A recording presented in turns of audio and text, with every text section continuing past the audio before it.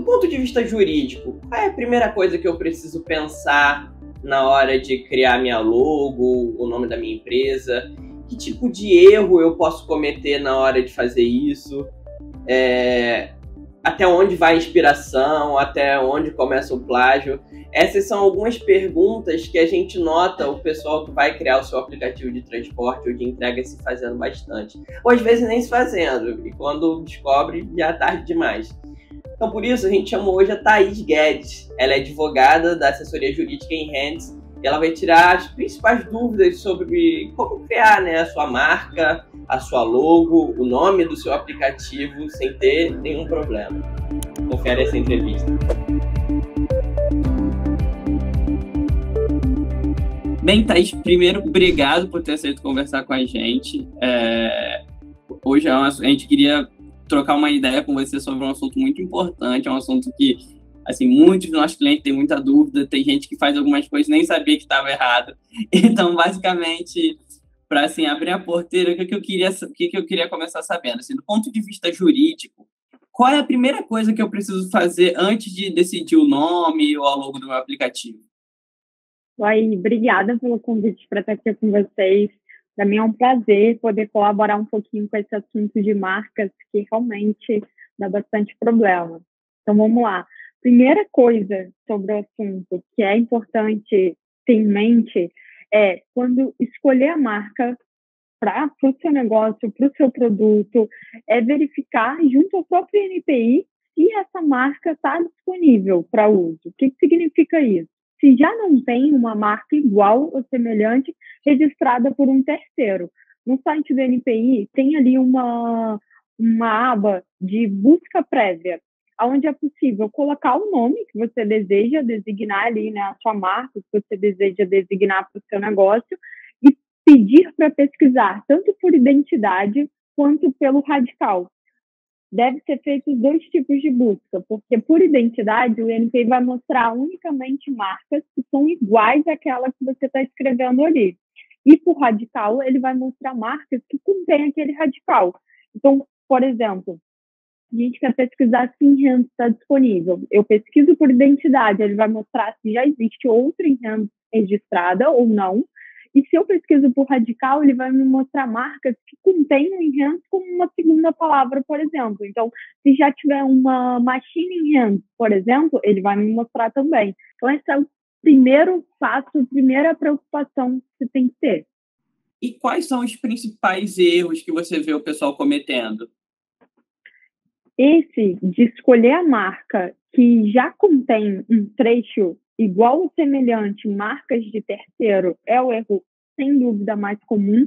Outro erro que é muito comum, quando o cliente escolhe uma marca para si, que designe, parte dela designa o serviço que ele desenvolve ou o produto que ele está vendendo. Então, por exemplo, se a gente tenta registrar Enhance, assessoria jurídica, o INPI indefere o nosso pedido de registro, porque o final ali, assessoria jurídica, está designando o serviço que a gente presta, está descrevendo o serviço que a gente presta, e isso é vedado. Tem que ser, a marca, ela tem que ser composta de uma exclusividade, uma identidade única ali, tem que ser criativa, eu não posso estar descrevendo o serviço que eu faço. Outro erro muito comum também é quando o cliente pede para que a gente registre uma marca que contenha uma expressão de propaganda, como, por exemplo, a melhor assessoria jurídica, o Machine, a melhor plataforma de mobilidade urbana, por exemplo. Isso é vedado pelo NPI também. Como se fosse um slogan, sabe? Então, por exemplo, pegando os dois exemplos que você deu, eu não poderia falar, por exemplo, Guaí aplicativo de transporte. Perfeito. Nem muito menos, né, Guaí, o melhor aplicativo de transporte. Perfeito, não pode. Isso não é uma marca, isso é uma publicidade, vamos dizer assim. Entendi. E assim, falando desse mercado de aplicativo de transporte, especificamente, a gente sabe que a Uber e a 99 elas viraram referências quando a gente está falando desse mercado. E na hora de construir ali a sua logo, a marca, alguns empresários acabam se inspirando tanto na Uber quanto na 99. Até onde vai a inspiração e até onde começa o plágio? Boa pergunta. como eu mencionei aqui antes, o NPI ele veda uma marca que contenha um trecho de uma marca já registrada. Então, tentar, desde que seja na mesma classe. O que são as classes? Os setores ali de atividades econômicas da nossa economia. Então, eu estou sempre falando disso. Uma marca que se assemelha, por exemplo, de um aplicativo de mobilidade urbana que se assemelha a uma marca de um hotel, não há problema. Mas um aplicativo que se assemelha a uma marca de outro aplicativo de mobilidade urbana, há problema.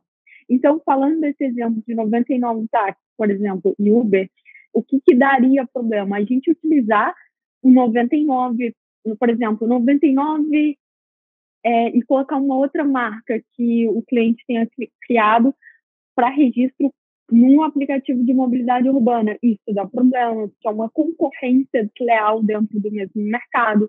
Ou tentar utilizar palavras que contêm Uber no seu contexto ali, no seu conteúdo. Não necessariamente só Uber, mas palavras relacionadas que se assemelham até a sonoridade a isso. Então, também é uma pergunta que eu ouço muito. Se o cliente troca, por exemplo, Uber, coloca Uber, por exemplo, coloca um L ali a mais, isso muda a marca? Não muda, porque falando a marca, a sonoridade é praticamente igual, então ainda assim vai causar uma confusão naquele setor de transporte. Então, isso é vedado, esses são os maiores erros.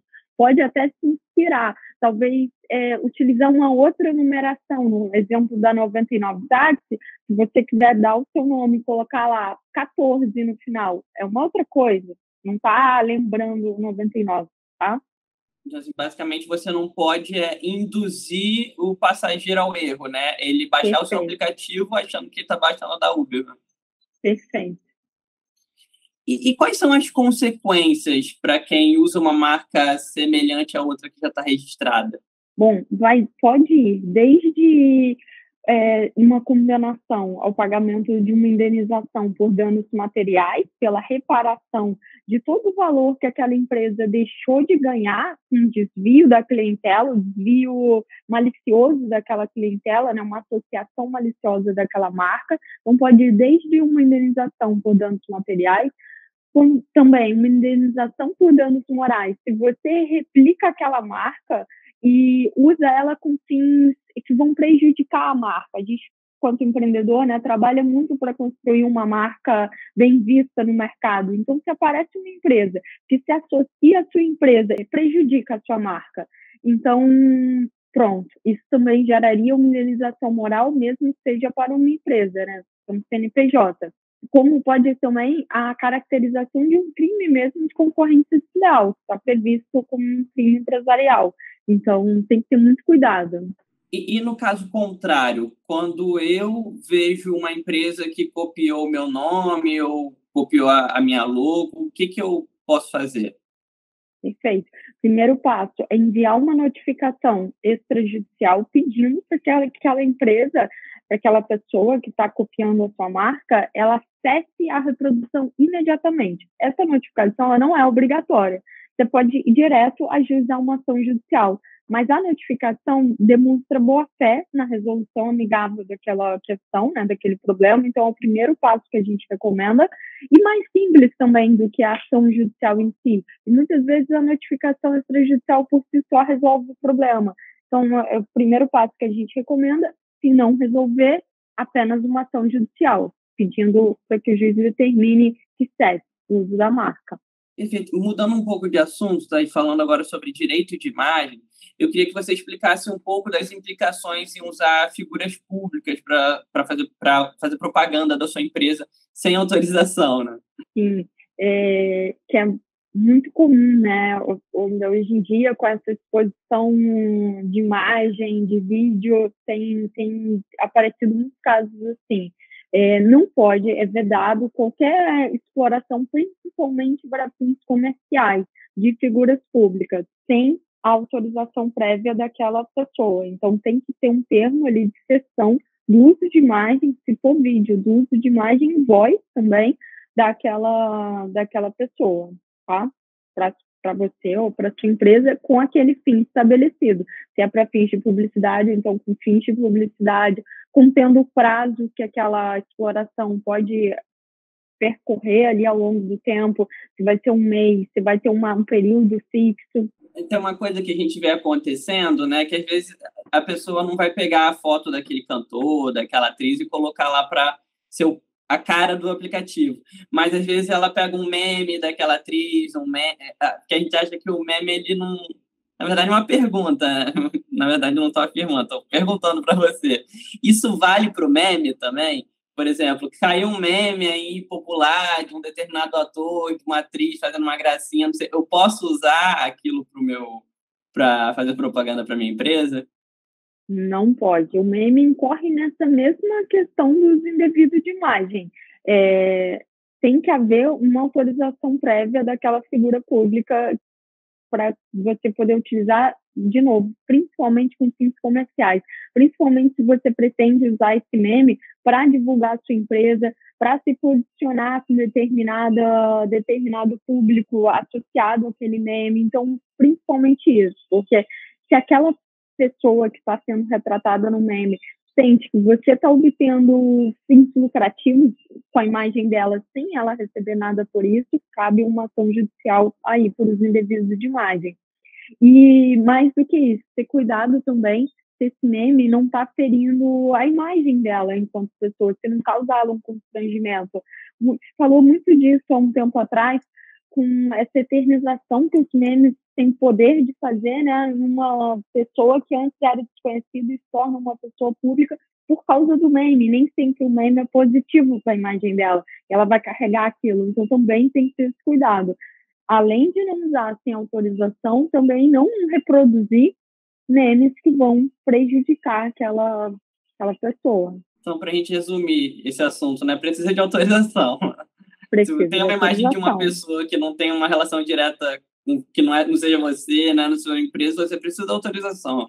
Com certeza. Até dos seus próprios empregados, para divulgar a imagem deles, precisa de autorização. Normalmente, essa autorização já vai em contrato. Então, o que você falou, quando é uma pessoa que não tem vínculo com a empresa, aí que precisa mesmo uma autorização ali específica para isso. Perfeito, Thaís. Muito obrigado aí pelo seu tempo. Obrigado aí pelas dicas, pelo conhecimento. O pessoal que está assistindo a gente, se quiser colocar aqui nos comentários, quem sabe no futuro a gente chama a Thaís de novo aí para um outro papo e a gente vai construindo essa rede de conhecimento junto. Thaís, muito obrigado. Obrigada, Bahia. Tchau, tchau.